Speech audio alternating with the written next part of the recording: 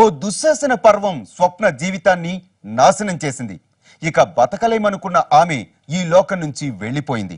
అయితే ఏ జన్మలో చేసిన పాపాన్ని ఆ జన్మలోనే అనుభవిస్తారని గరుడ పురాణంలో చెప్పినట్లుగా ఆ ముగ్గురికి తగిన శాస్తి జరిగింది. దెయ్యమే వాళ్లను శిక్షించింది. అదెలా సాధ్యమైందో ఓసారి చూద్దాం.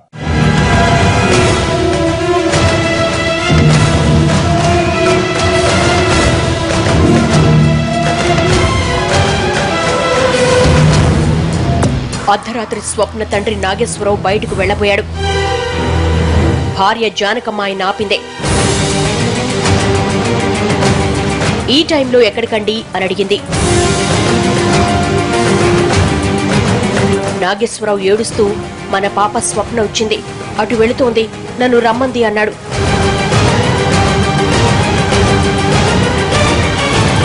జానకమ్మ ఆయన్ను పట్టుకోపోయింది.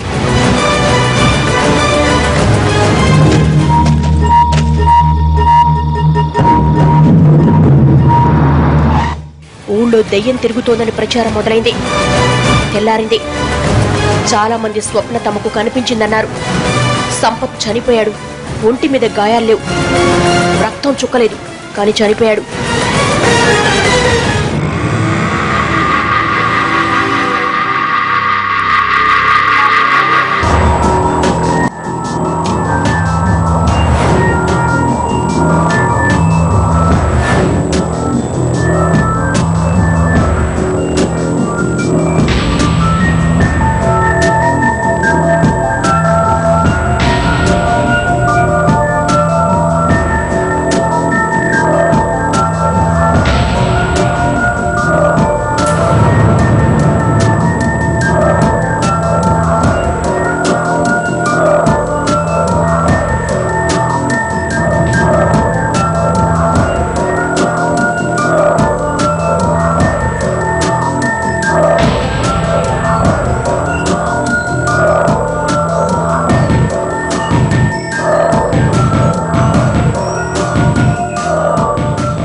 సంపత్ పక్కనే పడుకున్న కజిన్ రాజు మాత్రం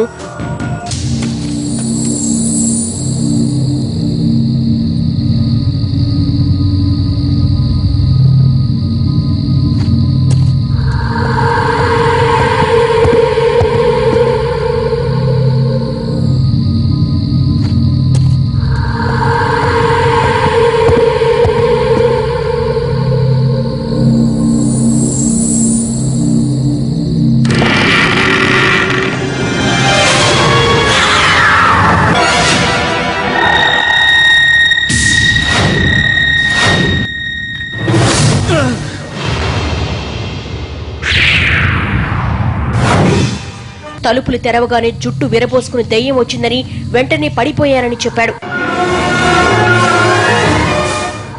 రాత్రి పడుకునే ముందు ఏమైనా అన్నాడా అని అడిగితే,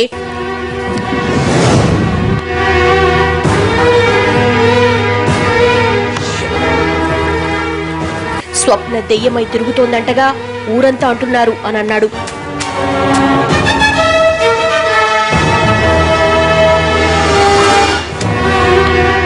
దయ్యం లేదు, ఏమీ లేదు, పడుకోరా అని ధైర్యం చెప్పాను.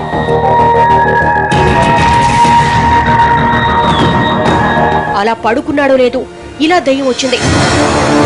నాకైతే ఒళ్ళంతా చెమటలు పట్టాయి. సంపత్ మాత్రం చనిపోయాడు అన్నాడు రాజు.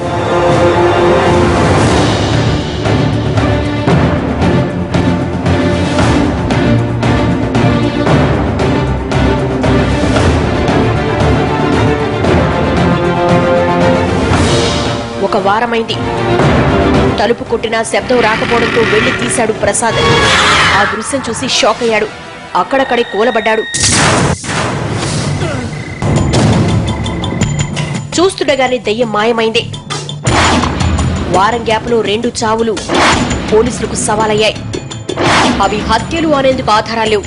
సహజ మరణాలు అందామంటే వాళ్లేమీ రోగాలొచ్చిన వాడు కాదు, ముసలివాడు కాదు. అయినా ఆధారాలేమైనా దొరుకుతాయేమోనని ఇద్దరికీ సంబంధించి అందరినీ ప్రశ్నించాడు సిఐ.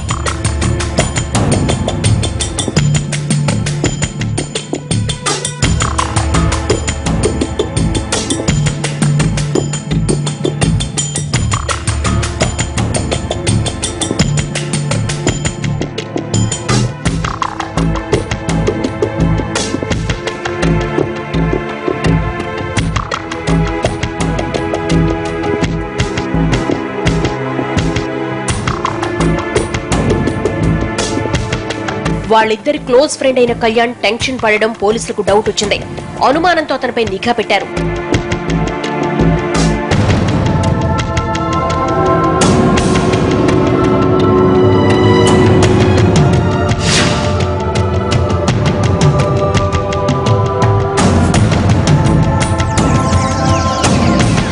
కానీ ఈ హత్యలకు కళ్యాణ్కు సంబంధం లేదని తేలిపోయింది.